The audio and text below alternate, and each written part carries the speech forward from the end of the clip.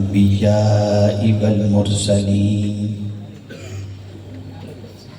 وعلى آله وأصحابه الطيبين الطاهرين أما بعد فأعوذ بالله من الشيطان الرجيم بسم الله الرحمن الرحيم واصبر نفسك مع الذين يدعون ربهم بالغداة والعشي يريدون وجهه ولا تعد عيناك عنهم أو كما قال صدق اللہ العظیم۔ قابل قدر علماء کرام، مشائخ اعظام، حاضرین و حاضرات و ناظرین، السلام علیکم ورحمۃ اللہ وبرکاتہ۔ میرے پیارے آقا صلی اللہ تعالی علیہ وسلم کے پیارے دیوانوں، سورہ کہف کی آیے کریمہ کی جس حصے کی تلاوت کا میں نے شرف حاصل کیا، اس سے متعلق کچھ معروضات پیش کرنے سے پیشتر آقا کریم رؤوف الرحیم علیہ التحیۃ والتسلیم کی بارگاہ بے کس پناہ میں جس طریقے سے میں پڑھاؤں، عقیدت و محبت میں ڈوب کر مرد حضرات بلند آواز میں اور خواتین پست آواز میں درود و سلام کا نذرانہ پیش کریں۔ الصلاۃ والسلام علیک یا رسول اللہ، الصلاۃ والسلام علیک یا حبیب اللہ، الصلاۃ والسلام علیک یا نبی اللہ، الصلاۃ والسلام علیک یا نور اللہ،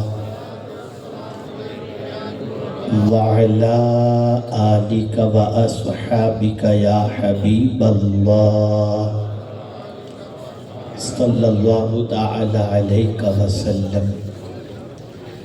قوت فکر و عمل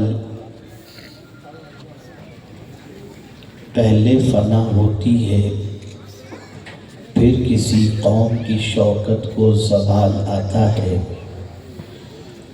فکر عرب کو دیکھ کر فرنگی تخیلات اسلام کو حجاز و یمن سے نکال دو۔ میرے پیارے آقا صلی اللہ تعالی علیہ وسلم کے پیارے دیوانوں، مجھ سے بیشتر ایک خوبصورت خطاب آپ نے سماعت فرمایا حلال سے متعلق۔ میں بھی کچھ ضروری باتیں آپ کی سماعتوں کے حوالے کرنا چاہوں گا، اور یہ چاہوں گا کہ آج یہاں سے ایک فکر لے کر کے آپ اٹھیں، سوچ لے کر کے اٹھیں۔ ہو سکتا ہے کہ حضرت قطب کوری رحمۃ اللہ تعالی علیہ، جن کی بے شمار کرامتوں سے آپ آشنا ہیں، ان کی سوچ اور اولیاء کی سوچ کے حوالے سے کچھ آپ کا ذہن بن جائے، اور پھر اس کے بعد اپنی زندگی کو ان کی فکر کے سانچے میں ڈالنے کی کوشش کریں۔ میرے پیارے آقا صلی اللہ تعالی علیہ وسلم کے پیارے دیوانوں،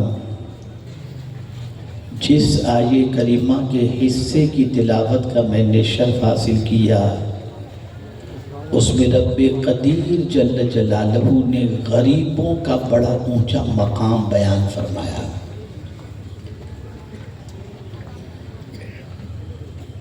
اتنا اونچا مقام بیان فرمایا کہ جن غریبوں کو آج دسترخوان پر اپنے ساتھ بٹھانے میں انسان شرم محسوس کرتا ہے،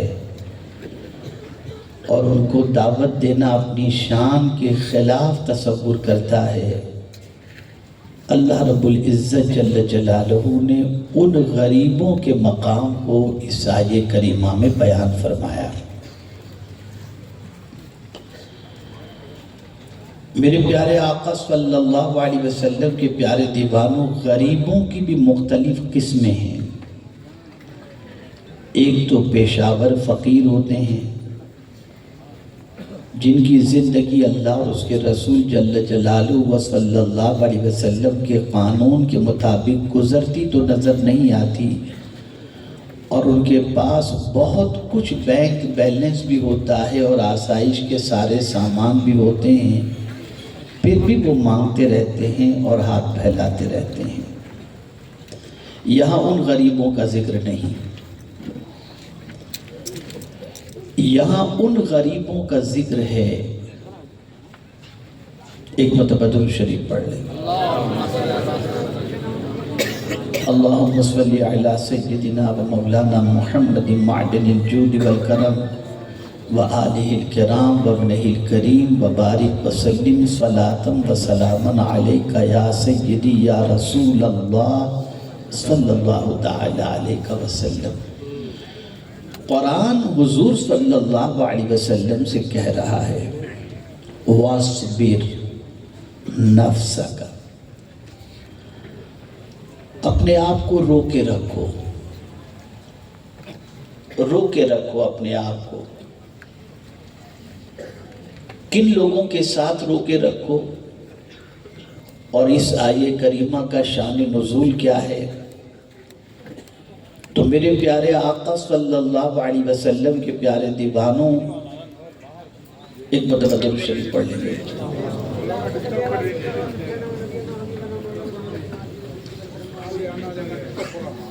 اللہم صلی علی سیدنا و مولانا محمد معدن الجود والکرم وآلہ وصحبہ وبارک وسلم صلاة و سلاما علیکہ یا سیدی یا رسول اللہ صلی اللہ تعالی علیہ وسلم۔ اس آیے کریمہ کا شان نزول کیا ہے؟ مالداروں کی ایک بہت بڑی جماعت کا ذمہ دار جو ابھی آغوش اسلام میں قدم نہیں رکھا تھا، وہ حضور صلی اللہ علیہ وسلم کے پاس حاضر ہوا تو اس نے دیکھا کہ حضرت صہیب، حضرت خباب جو پیبند والے اور ٹاٹ کے لباس پہنے ہوئے سرکار صلی اللہ علیہ وسلم کے قریب بیٹھے ہوئے ہیں، جن کے جسم کے کپڑے سے پسینے کی بو بھی آ رہی تھی۔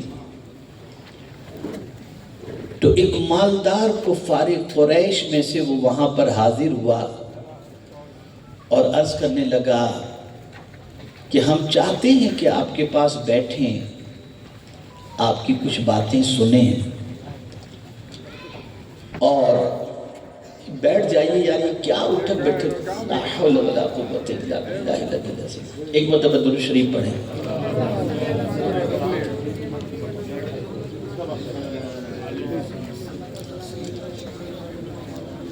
اللہم صلی علی سیدنا و مولانا محمد معدن الجود والکرم وآلہ وصحبہ وبارک وسلم۔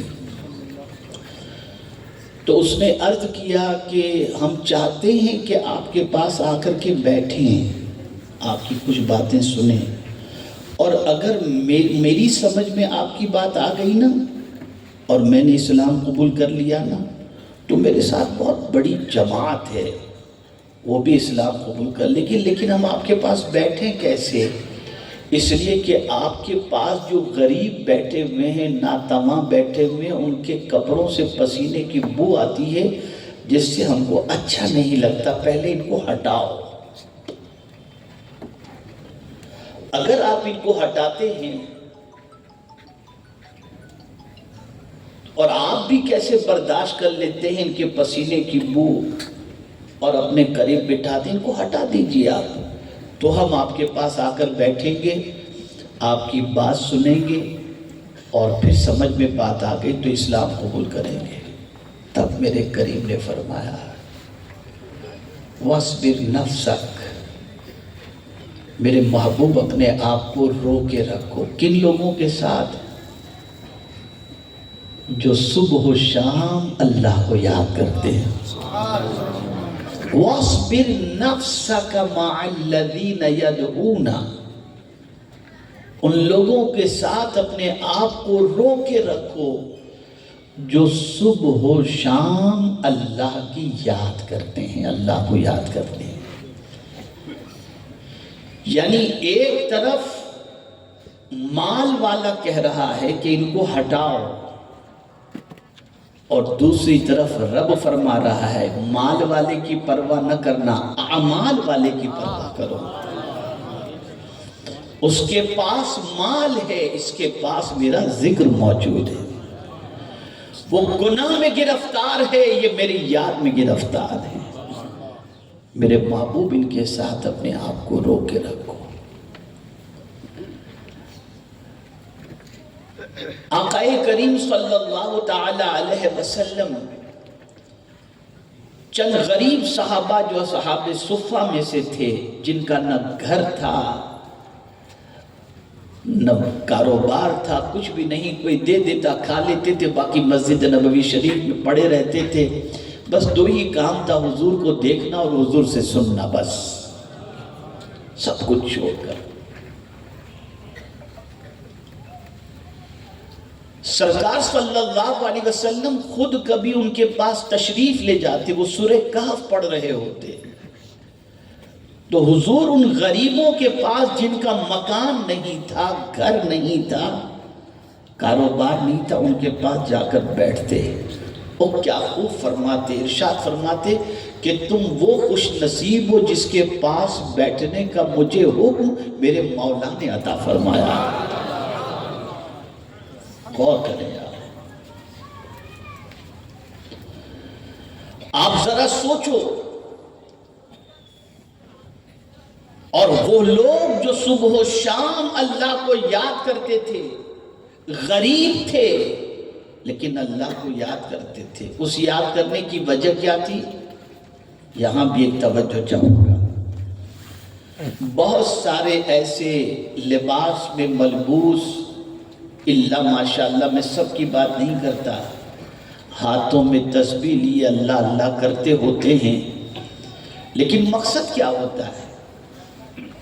اگر مقصد نیک ہے تو سبحان اللہ، لیکن جن لوگوں کے ساتھ اللہ نے اپنے محبوب صلی اللہ علیہ وسلم کو بیٹھنے کا حکم دیا، وہ صرف اللہ اللہ کرنے والے لوگ نہیں تھے، اور ان کا مقصد اس اللہ اللہ کر کے دنیا جمع کرنا بھی نہیں تھا۔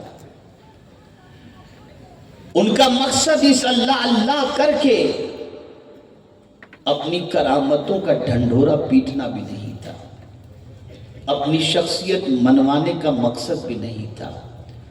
اسی کو قرآن میں خدا کی قسم جب آج میں تفسیر پڑھ رہا تھا میری عقل دنگ رہ گئی کہ اس کو قرآن نے کتنے اچھے انداز میں واضح فرمایا ہے کہ یہ وہ لوگ جن کے ساتھ بیٹھنے کا اللہ عز و جل نے اپنے محبوب صلی اللہ علیہ وسلم کو حکم دیا، ان لوگوں کے ساتھ جو صبح و شام اللہ کو یاد کرتے ہیں، تو اس یاد کرنے کے مقصد کو بھی قرآن نے بیان کیا۔ یریدون وجہہ، ان کی تمنا بس ایک ہی ہے کہ اس ذکر سے خدا راضی ہو جائے، اور کسی مقصد کے تحت یہ اللہ کا ذکر کرتے ہی نہیں، کوئی لالچ نہیں، کوئی غرض و غایت نہیں کہ دنیا کیا کہے گی، دنیا کیا دے گی، دنیا کیا کرے گی، نہ، قطعی طور پر نہیں۔ اللہ والے جب اللہ کا ذکر کرتے ہیں تو صرف اللہ کو یاد کرنے کی سب کے ساتھ ساتھ اللہ کی رضا مقصود ہوتی، اس کے علاوہ کوئی تمنا نہیں، کوئی آرزو نہیں۔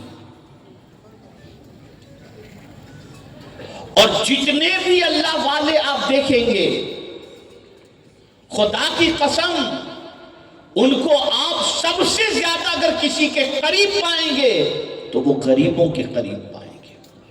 اور میں جب اس کو قرآن کی آیت کی روشنی میں سمجھنے کی کوشش کیا کہ یہ غریبوں کے ساتھ یہ اللہ والوں کا تعلق اتنا اسٹرانگ کیوں ہوتا ہے، کیا چیز ان کے ذہن میں ہوتی ہے جس کی وجہ سے وہ غریبوں کے ساتھ بیٹھنا پسند، غریبوں کے ساتھ زندگی گزارنا پسند، ان کے ساتھ کھانا پسند، ان کے ساتھ اٹھنا پسند، ان کے ساتھ بیٹھنا پسند، یہ آخر کیوں، کیا وجہ ہے؟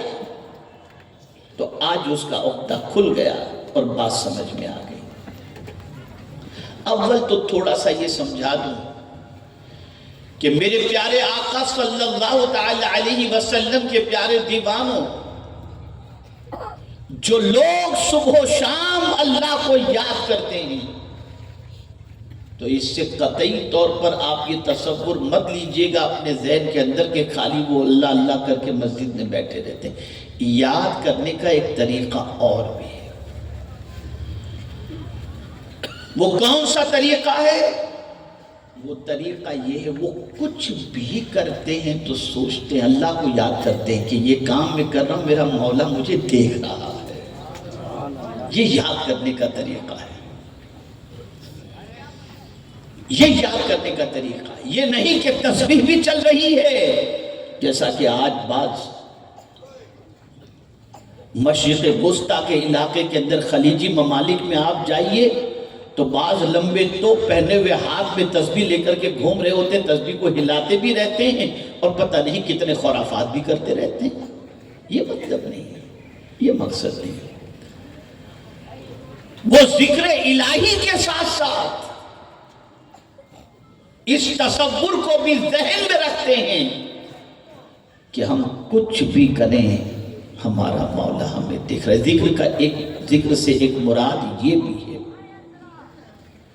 کہ وہ ہر چیز میں اللہ کو یاد کرتے ہیں، کہ ہم کچھ بھی کر رہے ہیں اللہ، اور یہاں تک کہ تنگی اور مصیبت آتی ہے تو ان کی یاد کا معاملہ بڑا نرالا ہو جاتا ہے۔ جب مصیبت آتی ہے تو مصیبت سے کہتے ہیں تو بڑی تھوڑی ہے، میرا خدا بڑا ہے۔ ہم مصیبت سے گھبراتے ہیں اور وہ مصیبت کو دیکھ کر اطمینان سے کہتے تھے، اے مصیبت تو بڑی نہیں، ہمارا خدا سب سے بڑا ہے۔ اس نے کبھی گھبرائے نہیں، اور ولی کی شان ہی یہ بیان کی گئی، لا خوف علیہم ولا هم یحزنون، انہیں کوئی خوف ہوتا نہیں، کوئی غم نہیں ہوتا۔ ہمارا حال یہ ہے کہ سال ہاں سال کا بیلنس پڑا ہو تب بھی گھبرا جاتے ہیں، اور ولی کی شان یہ ہے کہ کل کا بھی ان کے پاس نہیں ہوتا لیکن پھر بھی وہ بے چین نہیں ہوتے، وہ مطمئن نظر آتے ہیں۔ کیوں؟ اس لیے کہ ہمارا بھروسہ مال پر ہوتا ہے اور اللہ والوں کا بھروسہ خدا پر ہوا کرتا ہے۔ وہ جانتے ہیں کہ جس خدا نے ماں کے پیٹ کے اندر روزی عطا فرمائی اور چرند و پرند کو روزی عطا کرتا ہے، وہی خدا ہمیں بھی روزی عطا فرمائے گا۔ وہ ایک لمحے کے لیے اپنے رب سے غافل نہیں ہوتے، ہمیشہ اپنے رب کو۔ اور آج جتنے بھی گناہ ہوتے ہیں وہ اللہ کو بھولنے کی وجہ سے ہوتے ہیں۔ ہم یہ تو سوچتے کوئی دیکھ تو نہیں رہا، کوئی نہ دیکھ رہا ہو تو گناہ کریں، لیکن ولی گناہ سے اس لیے بچتا ہے اور اللہ بچاتا ہے کہ ولی ہمیشہ یہ سوچتا ہے کہ کوئی دیکھ رہا ہو یا نہ دیکھ رہا ہو، خدا دیکھ رہا ہے، معبود دیکھ، وہ ہمیشہ اللہ کو یاد کرتا ہے۔ اور پھر یہ دو وقت کی بات بتائی گئی، صبح و شام۔ وہ صبح کو بھی اللہ کو یاد کرتے ہیں اور شام کو بھی۔ اس سے مراد یہ ہے کہ تمہاری صبح بھی اللہ کی یاد میں ہو اور تمہاری شام بھی اللہ کی یاد میں ہو۔ یہاں صبح بھی اللہ سے غفلت کے اندر اور شام بھی اللہ سے غفلت میں۔ اب میں آپ کو سمجھا دوں اور اچھی طرح آپ کو بتا دوں کہ یہ اللہ والوں کی غربا سے دوستی اتنی کیوں، کیا وجہ ہے؟ تو چونکہ اللہ والے بہت ہوشیار ہوتے ہیں، یوں ہی کوئی اللہ والا نہیں بن جاتا۔ اللہ والا بننے کے لیے بہت جو ہے وہ سوچ کی ضرورت ہوتی ہے، بہت اعلیٰ فکر کی ضرورت ہوتی ہے اور نفس کو کچلنے کی ضرورت ہوتی ہے، یوں ہی کوئی اللہ والا نہیں بن جاتا۔ مجھے ایک بات یاد آ رہی ہے کہ ایک فاحشہ آوارہ عورت غالباً حضرت حسن بصری علیہ رحمہ کے محلے میں پہنچ گئی یا بایزید بسطامی علیہ رحمہ کے محلے میں. حضرت بایزید بسطامی علیہ رحمہ کا گھر دور تھوڑا سا تھا فاصلے پر، اور وہ فاحشہ طوائف عورت جو ہے وہ محلے میں پہنچ گئی، اور محلے میں پہنچ کر وہ اپنے نخرے دکھانے لگی، ڈانس کرنے لگی، جھومنے لگی، جو کچھ بھی اس دور کا رواج ہو آوارہ عورتوں کا وہ سب کرنے لگی. تو نوجوان جمع ہو گئے، اس کے قریب جمع ہو گئے. تو جب اس کے قریب نوجوان جمع ہو گئے تو کچھ لوگوں کو یہ خیال پیدا ہوا کہ چل کر کے ذرا بایزید بسطامی علیہ رحمہ سے کہیں کہ حضرت یہ تو محلہ برباد ہو جائے گا، نوجوان تباہ ہو جائیں گے، ذرا دیکھیں کیا ہو رہا ہے. گئے ادھر اور جا کر کے حضرت سے کہا تو حضرت نے فرمایا ٹھیک ہے میں چلتا ہوں. ہاتھ میں عصا لیا، چل پڑے. جیسے ہی اس جگہ کے قریب پہنچے جہاں پر یہ لڑکی ناچ رہی تھی تو لوگوں نے جیسے ہی بایزید بسطامی کو دیکھا سب بھاگ گئے. کوئی ادھر بھاگ رہا ہے، کوئی ادھر بھاگ رہا ہے، حضرت آ رہے، حضرت آ رہے، سب بھاگی شروع، سب بھاگ گئے. وہ عورت نہیں بھاگی، توجہ چاہوں گا، وہ عورت نہیں بھاگی، وہ وہیں کھڑی رہی. جب حضرت قریب آئے تو اس نے اس سے پہلے کہ حضرت کچھ فرمائیں اس نے کہا حضور السلام علیکم. ایک سوال پوچھنے کے لیے میں رکی ہوں یہاں پر، تو غور سے سنیے گا. میں بھی چلی جاتی، اتنی بھی بے غیرت نہیں کہ اللہ والوں سے میں شرماؤں نہیں، لیکن میرے ذہن میں ایک سوال پیدا ہوا، اس کے لیے میں یہاں پر آ کر کے یہاں سے ہٹی نہیں، یہیں کھڑی ہوں کہ آپ آ رہے ہیں میں پوچھوں. سب تو بھاگ گئے لیکن میں پوچھوں گی سوال، ذرا غور سے سنیے. اس نے کہا حضور ایسا مسئلہ ہے کہ میں تو دکھنے میں بھی آوارہ لگتی ہوں اور میری حقیقت سے دنیا واقف ہے. جیسا میرا ظاہر ہے ویسا میرا باطن بھی ہے. میں اندر سے بھی گندی ہوں، باہر سے بھی گندی ہوں. لیکن ذرا یہ بتائیے آپ نے تو حلیہ اچھا بنا لیا ہے، ظاہر تو اچھا ہے، کیا اندر سے بھی آپ اتنے ہی اچھے ہیں؟ اندر سے بھی آپ اتنے اچھے ہیں؟ اتنا سننا تھا کہ حضرت پر خشی تاری ہوئی، فوراً بے ہوش ہو کر گر پڑے. جب ہوش آیا تو عورت قدموں میں پڑی ہوئی تھی، کہا مجھے توبہ کرا دیجیے، اس لیے کہ آپ اندر سے بھی یقیناً ویسے ہی اچھے ہیں. اگر اچھے نہ ہوتے تو میرے جملوں کی کیفیت، جملوں کا اثر اس طرح سے آپ کے وجود پر نہ ہوتا. یاد رکھیں ظاہر اچھا کرنا بہت آسان ہے، باطن بھی آپ بہت ٹف ہے. اللہ والوں نے پوری محنت جس چیز پر کی وہ باطن پر کی. وہ ظاہر میں بھی اللہ سے ڈرتے، وہ باطن میں بھی اللہ سے ڈرتے، وہ تنہائی میں بھی اللہ سے ڈرتے، اس لیے کہ ان کے پیش نظر اللہ کا یہ فرمان تھا یعلم خائنۃ الاعین وما تخفی الصدور. وہ آنکھوں کی خیانت اور دل کے چھپے ہوئے بھید کو بھی جانتا ہے. تو یہاں قرآن نے ان غریبوں کی صفت بیان فرمائی کہ ان کے ذکر کا مقصد، ان کا صبح و شام اللہ اللہ کرنے کا مقصد کسی کی کوئی پرواہ نہیں کہ کون آتا ہے کون جاتا ہے، کون سرمایہ دار کون غریب، کیا دولت کیا عمارت کیا کچھ بھی پرواہ نہیں. یریدون وجہہ، بس ان کی تمنا ایک ہی ہے، میرے کریم تجھے راضی کرنا مقصود ہے اور تیرے ہی لیے ہم تیرا ذکر کر رہے ہیں.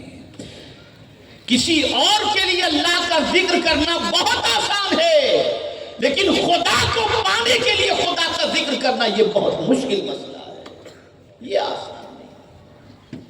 میں اکثر اپنی گفتگو میں کہا کرتا ہوں کہ ایک صاحب مجھے مدینہ شریف کے اندر ملے، صحن میں نماز پڑھ رہے تھے. میں نے کہا کہ بھئی اندر مسجد میں پڑھ لیتے، رات کا وقت ہے، کوئی ڈسٹرب کرنے والا بھی نہیں، اندر پڑھ لیتے، اب باہر کیوں؟ بولے حضرت میں نماز یہاں اس لیے پڑھ رہا ہوں کہ میرے ملنے جلنے والے یا چاہنے والے یہاں سے گزرے تو مجھے دیکھے میں یہاں نماز پڑھ رہا ہوں تو میرے پاس آ کر بیٹھ جائیں. یہ سوچ ہماری کون سی چیز اللہ کے لیے ہے؟ کون سی چیز؟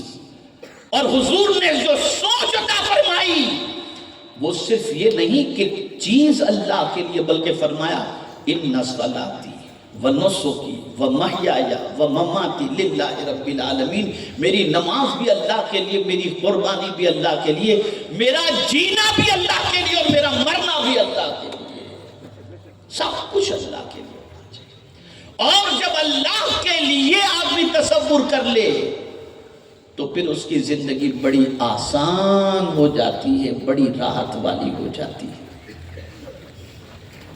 اب آپ کے سامنے سے وہ پردہ اٹھاؤں جس سے آپ یہ محسوس کر سکیں کہ اللہ والوں کے در پر غریب بھی بڑی تعداد میں آتے ہیں اور امیر بھی آتے ہیں، ہر پریشان حال آتا ہے۔ لیکن غریبوں کو آپ دیکھتے ہوں گے کہ زیادہ دیر پڑے رہتے ہیں، دن کئی دن پڑے رہتے ہیں۔ امیر لوگ تو آتے فاتحہ پڑھے اور چل دیے، غریب تو بیٹھا ہے، 2 دن بیٹھا ہے، 3 دن بیٹھا ہے، 1 گھنٹہ بیٹھا ہے، 4 گھنٹے بیٹھا ہے، 40 دن بیٹھا ہے، کھا بھی رہا ہے، پی بھی رہا ہے اور چل رہا ہے۔ میں حیران ہوں، یا اللہ ایسا کیوں؟ یہ اللہ والوں کے یہاں اتنی غریب پروری کیوں؟ غور سے سنیے گا تو مجھے سمجھ میں آیا کہ ان کی نظر، یعنی اللہ والوں کی نظر اس آیت کریمہ پر، جو آیت کا اگلا ٹکڑا میں آپ کے سامنے عرض کرنے جا رہا ہوں، ان کی نظر اس پر۔ اور وہ کیا ٹکڑا ہے اگلا؟ حضور سے رب نے فرمایا وَلَا تَعْدُ عَيْنَاكَ عَنْهُمْ، میرے محبوب ان غریبوں سے اپنی نظر کو ہٹانا نہیں۔ اب میں یہ کہنے پر مجبور نہیں، بلکہ اپنی مقصد کے اندر اور اپنی گفتگو کے اندر حق بجانب ہوں کہ جن کو تم غریب سمجھتے ہو وہ غریب نہیں، اس لیے کہ جس پر مصطفیٰ کی نظر ہو وہ کبھی غریب ہو ہی نہیں سکتا،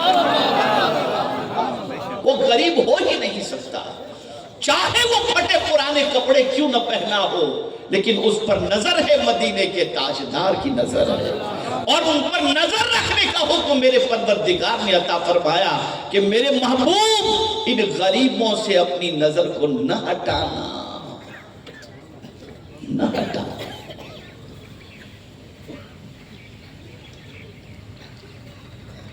تو اللہ والوں کی فکر کو سمجھو۔ ہم تو غریبوں کو شادی میں دعوت بھی نہیں دیتے،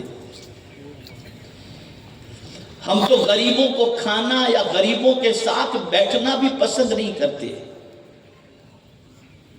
ہم کو تو غریب دعوت دے تو ہم اس کی دعوت کو حقارت کی نظر سے بلکہ اپنے لیے یہ سوچتے اس کے یہاں کہاں جاؤں، اور امیر کی دعوت ہو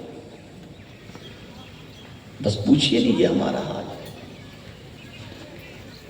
تو حقیقت یہ ہے کہ سارے مالدار برے نہیں ہیں، اور یہ نہیں کہ سب کو اوائڈ کر دیا جائے، لیکن اتنا ضرور عرض کروں گا اور ضرور عرض کروں گا کہ حضور صلی اللہ علیہ وسلم نے فرمایا کہ مجھے تلاش کرنا ہو تو میں تمہیں پتہ بتاتا ہوں، میں تمہیں کہاں ملوں گا۔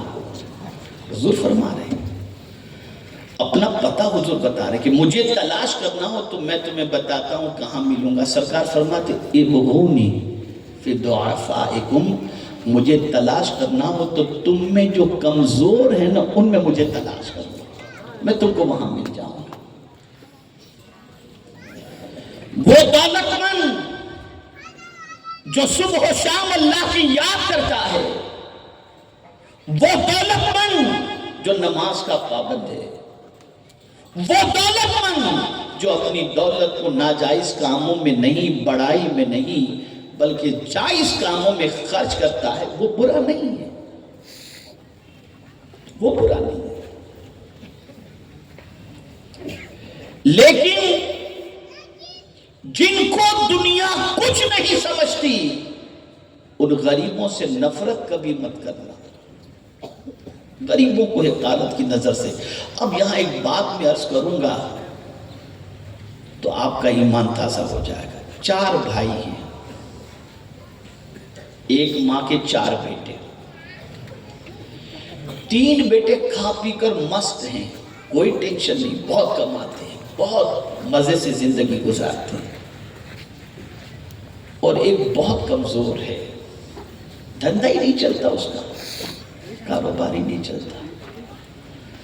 ذرا ماں سے پوچھنا، ماں تجھے سب سے زیادہ کس کی فکر ہے؟ تو ماں مصلی بچھا کر دعا بھی کرے گی تو اسی غریب بچے کے لیے کرے گی. ٹینشن ہوگا تو اسی غریب بچے کا ہوگا. ارے یار اتنا سوچو، ایک ماں جب غریب بچے پر اس طرح سے اپنا پیار نچھاور کرتی ہے تو میرا مولا اپنے غریب بندے پر کتنا اپنا پیار نچھاور کرتا ہو.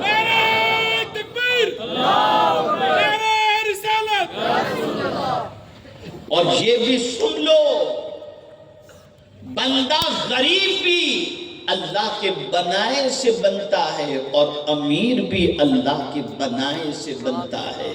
لیکن یہ بات ذہن کے اندر رہے کہ میرے پیارے آقا صلی اللہ علیہ وسلم کے پیارے دیوانوں، دل و دماغ کے اندر محفوظ رہے کہ کبھی بھی اپنے عقل سے ہم نے دولت کمائی یہ تو کہنا ہی مت، کہنا ہی مت، کبھی نہیں کہنا. محنت تمہاری ہوگی لیکن دیا خدا ہی نے، دیا خدا ہی نے، اور وہ دینا بھی جانتا ہے اور لینا بھی جانتا ہے. اور جب دولت زیادہ ملے ڈر جانا کہ اب امتحان سخت ہے. غریبی میں امتحان سخت نہیں، دولت میں سخت امتحان. اسی کو قرآن نے کہا اِنَّا جَعَلْنَا مَا عَلَى الْأَرْضِ زِينَةً لَهَا لِنَبْلُوَهُمْ أَيُّهُمْ أَحْسَنُ عَمَلًا، کہ بے شک ہم نے زمین کے اوپر جو زینت بنائی تاکہ ان کے ذریعے ہم آزمائیں کہ تم میں کون ہے جو سب سے اچھا عمل کرتا ہے. مال آیا، عمل میں سستی پیدا ہوئی. مال آیا، گناہ میں انسان گرفتار ہوا. مال آیا، اللہ کی نافرمانی شروع. مال آیا، مستی شروع، نخرے شروع، سب کچھ شروع. لیکن اسلام مال کمانے سے منع نہیں کرتا اور بہت بڑا مالدار بننے سے بھی اسلام منع نہیں کرتا. لیکن جب مال آئے تو الرٹ ہو جاؤ کہ کہیں یہ مال ہمیں جہنم میں تو نہیں لے جائے گا. اس لیے کہ ہم نے اس کا مس یوز کیا، ناجائز کاموں میں خرچ کیا، غلط کاموں میں خرچ کیا، تو یہی مال قیامت کے دن ہمارے لیے وبال جان بن جائے گا.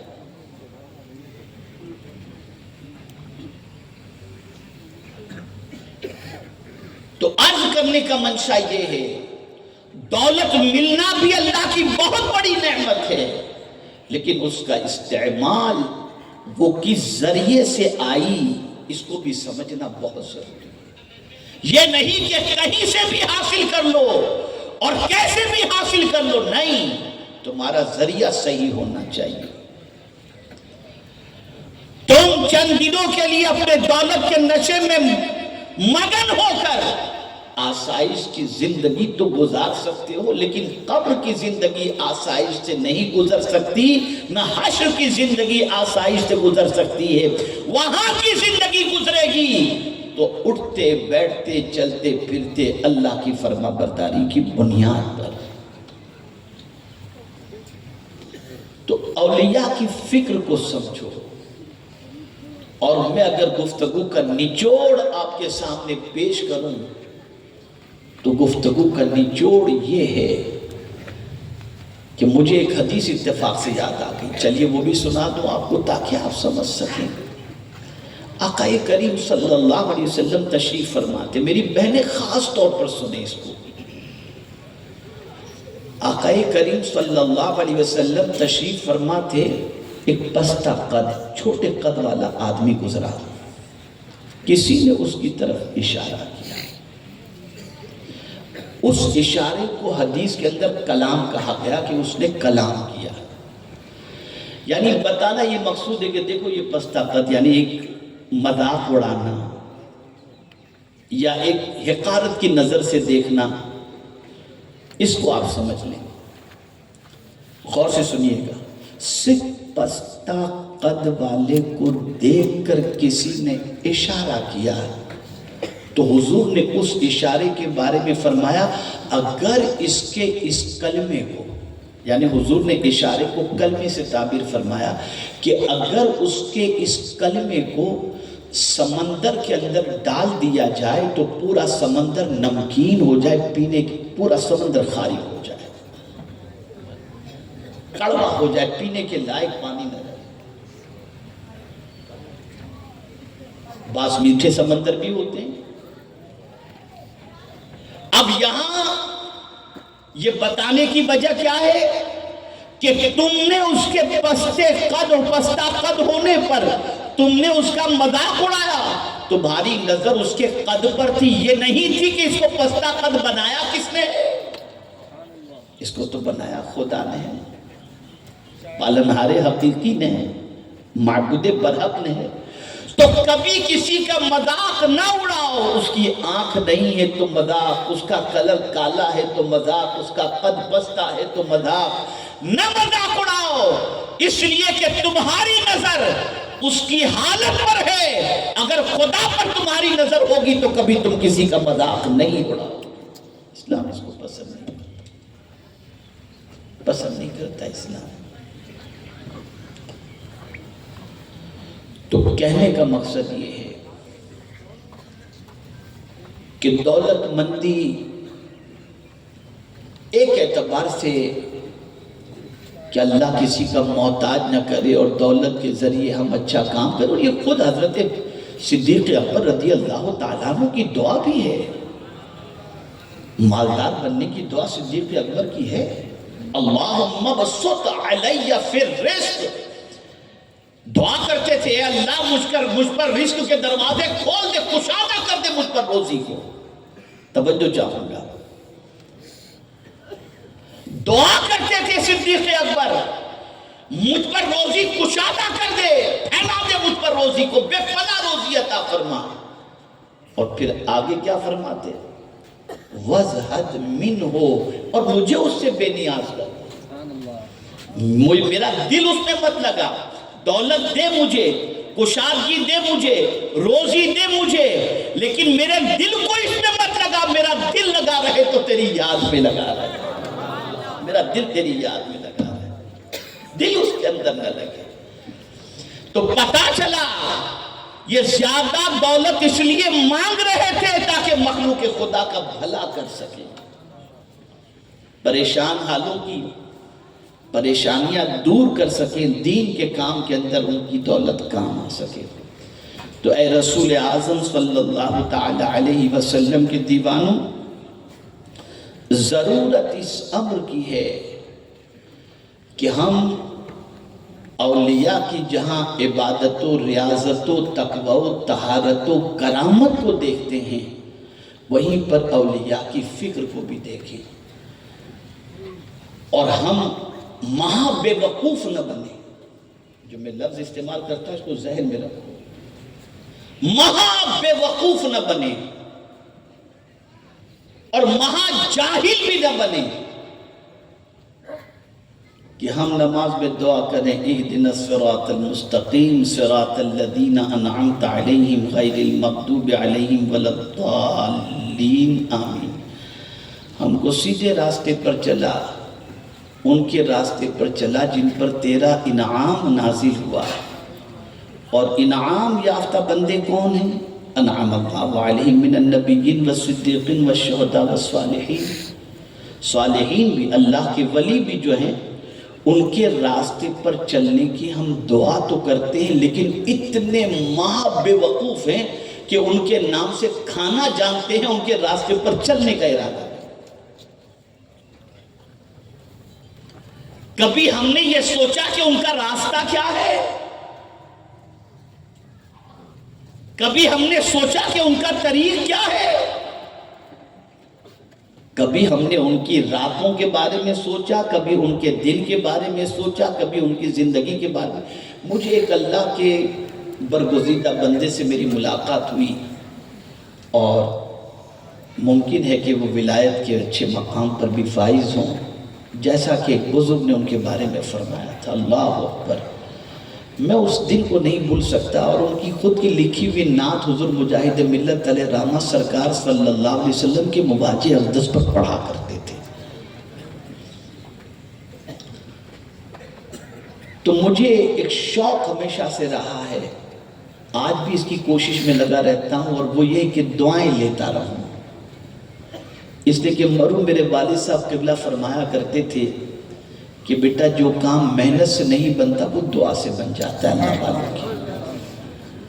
اور یہ بھی فرماتے تھے جو دشمن کام بگاڑ نہیں سکتا وہ بد دعا کام بگاڑ دیتی ہے، تو بد دعا سے بچو اور دعائیں لیتے رہو، اور دعاؤں کا طریقہ یہی بزرگوں کی خدمت اور یہ ساری چیزیں۔ تو حضور اشرف العلماء علیہ رحمت و رضوان جو زکریا مسجد ممبئی کے امام تھے، اللہ ان کو غریق رحمت فرمائے، تو میں ان کے پاس عصر کے بعد چلا جاتا تھا، اور عصر کے بعد سے لے کر مغرب تک ان کے پاس بیٹھا رہتا۔ وہ صاحب ترتیب تھے، جماعت نماز کے پابند، ایک نماز بھی ان کی زندگی کی قضا نہیں ہوئی۔ ایک دن میرے اشتیاق کو دیکھ کر مجھ سے فرمانے لگے، کل ظہر کی نماز میں پڑھ رہا تھا سنی دارالعلوم محمدیہ میں، مجھ سے انہوں نے فرمایا کہ ظہر کی نماز میری مسجد میں ادا کرنا، تمہیں ایک اللہ کے ولی سے ملاؤں گا۔ اب میری تو طبیعت مچل گئی، اب میں پہنچا مسجد میں ظہر کی نماز کے اندر، تو دیکھا تو میں تو ڈھونڈ ہی رہا تھا نا کہ ذرا دیکھوں کوئی نیا چہرہ، تو مجھے کوئی نظر نہیں آیا۔ بہرحال نماز کے بعد حضرت حجرے میں تشریف لے گئے، میں بھی پیچھے پہنچا۔ میں نے کہا حضرت کب آتے ہوں گے، تھوڑی سی تاخیر ہو گئی ہوگی۔ کچھ دیر کے بعد سفید ریش، نورانی چہرہ، تنہا اکیلے بالکل وہ آئے۔ بیٹھے حجرے کے اندر ہم لوگ، تو ان سے حضور اشرف العلماء علیہ رحمہ نے کہا کہ آپ نے جو مدینے میں نعتیں لکھی ہیں نا وہ سنائیے۔ اب انہوں نے مدینے میں لکھی ہوئی نعتیں سنانی شروع کی۔ اب وہ کیا نعتیں تھیں، نہ کوئی عمل ہے سنانے کے قابل، نہ منہ ہے تمہارے دکھانے کے قابل، کرم ہی کا صدقہ ہے ورنہ یہ عاصی کہاں تھا مدینے میں آنے کے قابل، شفاعت کے صدقے میں جنت ملے گی، عمل ہیں جہنم میں جانے کے قابل، لگاتے ہیں اس کو بھی سینے سے آقا جو ہوتا نہیں منہ لگانے کے قابل۔ اب وہ ایک ایک نعت ان کی لکھی بھی سنا رہے تھے، اور ہم بیٹھ کر سن رہے تھے، سب رو رہے تھے جتنے بیٹھے ہوئے تھے۔ جب نعت کی محفل ختم ہوئی تو میں نے اس حضور اشرف العلماء علیہ رحمہ سے عرض کیا کہ حضور اگر اجازت دیں تو میں جلدی سے حضرت کے لیے ہار لے کر آؤں، ایک آپ کی طرف سے ایک میری طرف سے۔ کہا ٹھیک ہے جاؤ۔ میں گیا، جا کر کے 2 ہار لے کر کے آیا، پھر ایک حضور اشرف العلماء علیہ رحمہ نے پہنایا، ایک میں نے، پھر میں نے حضور اشرف العلماء علیہ رحمہ کے کان میں عرض کیا کہ حضور میرے لیے ان سے دعا کروا دیجئے نا۔ کہ مجھے معلوم تھا کہ تم یہ سب شرارت کرو گے، لیکن میں تمہیں موقع دوں گا، ان کو چھوڑنے کے لیے تم کو ہی جانا ہے، جتنی دعا کروانی ہے تم کروا دینا۔ میں نے کہا چلو، وہ تو لوٹری لگ گئی۔ اب جب ہم مسجد سے اترے اور چلنے لگے، ابھی چند قدم چلے تھے، یعنی ایک اسٹریٹ کراس کر کے دوسری اسٹریٹ پہ ہم نے قدم رکھا، تو حضرت نے مجھ سے فرمایا کہاں جا رہے ہو؟ میں نے کہا حضور میں آپ کو چھوڑنے کے لیے آ رہا ہوں۔ کہا مجھے چلنا میرے پیر سے ہے، آپ کا میرے ساتھ چل کر کوئی فائدہ نہیں، میں کچھ راستے میں چلتے چلتے بات بھی نہیں کر سکوں گا۔ اگر آپ کے بے جا میرے ساتھ چلنے کا سوال قیامت میں اگر اللہ نے مجھ سے کر لیا تو میں کیا جواب دوں؟ کیا جواب دوں؟ آپ جس طرف سے آ رہے ہیں میری دعا ہے آپ کے لیے، اور پھر یہ اور دعا بھی کیسی دعا، الحمدللہ تہدی سے نعمت کی خاطر عرض کر رہا ہوں کہ وہ جب بھی آتے تو مجھ سے کہتے کہ سرکار کی بارگاہ میں حاضر ہوتا ہوں تو پہلا سلام اپنی طرف سے اور دوسرا سلام تمہاری طرف سے پیش کرتا ہوں۔ الحمدللہ اتنا کرم فرماتے تھے۔ پھر انہوں نے مجھے نشاندہی فرمائی، مجھے تاریخ آج بھی یاد ہے، انہوں نے فرمایا 16 تاریخ کو فلاں مقام پر ایک مستجاب الدعوات بزرگ تشریف لانے والے، ان کے پاس چلے جانا ملاقات کے لیے، بڑا فائدہ تمہیں پہنچے گا۔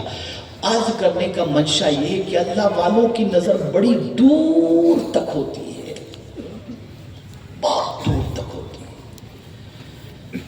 وہ کبھی یہ نہیں سوچتے کہ جھم گھٹا ہمارے ساتھ لگا ہونا، کبھی نہیں۔ وہ ایک ہی چیز جانتے ہیں، آئے تھے اکیلے، جائیں گے اکیلے، اٹھیں گے اکیلے، اور سوال بھی جب ہوگا تو اس وقت بھی ہم اکیلے ہوں گے۔ یعنی ہم سے وَكُلُّهُمْ آتی ہے یوم القیامت فردا، کہ قیامت کے دن ہر بندہ تنہا الون اس سے سوال پوچھا جائے۔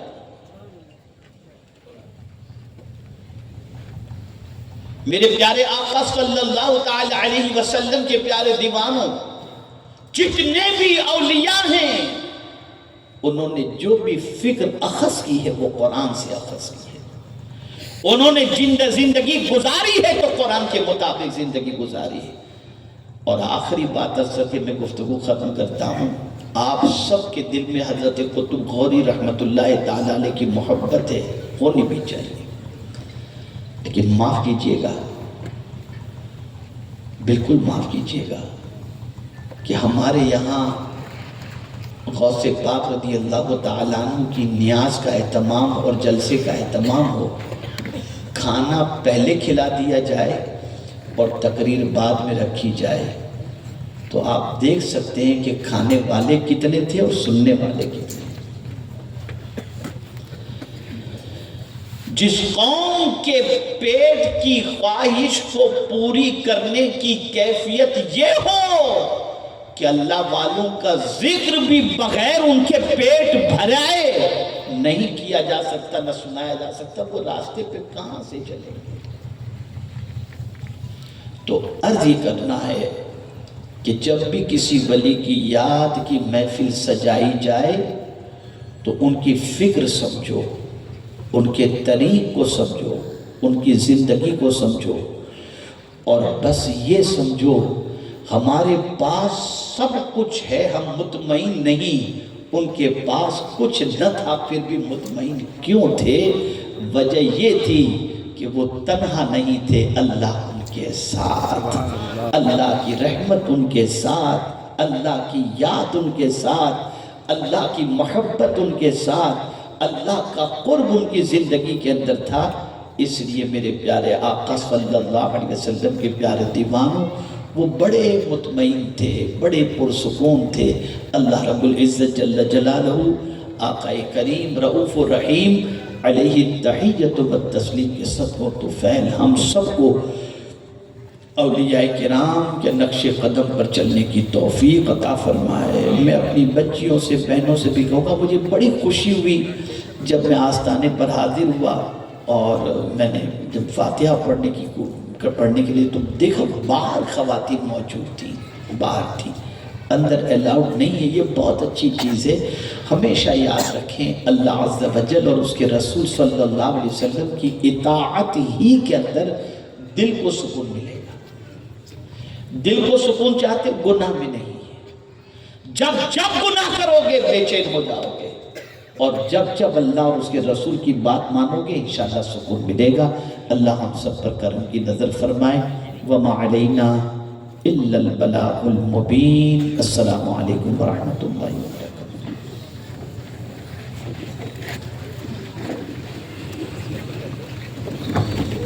صرف 2 منٹ تشریف رکھیں انشاءاللہ۔ میرے پیارے آقا علیہ السلام کے پیارے دیوانوں، مکتب طیبہ لگا ہوا ہے وہاں پر، آپ نے 2025 کا کیلنڈر لے لیا ہے؟ اگر نہیں لیا ہے تو سنی دعوت اسلامی کا کیلنڈر مکتب طیبہ پر موجود ہے۔ الحمدللہ جاتے ہوئے آپ ایک ہاتھ میں ایک کیلنڈر، جس کی قیمت بھی بہت کم ہے، 30 روپے کا کیلنڈر ہے، 3 کیلنڈر لیتے ہیں تو 100 روپے ہے۔ دوستوں میں تحفے بھی بانٹے، نیا سال آ رہا ہے تو الحمدللہ خوبصورت کیلنڈر ہے۔ قرآن کی آیتیں جب صفحہ پلٹو گے تو قرآن کی آیت اوپر نظر آئے گی، اس کے ساتھ ساتھ میں آپ کو یہ بتا دوں حضور داعیہ کبیر امیر سنی دعوت اسلامی کی بہت ساری کتابیں، آپ نہ جائیں، سلام ہوگا بھی دعا ہوگی، دعا لے کر کے جائیں، دعا عبادت کا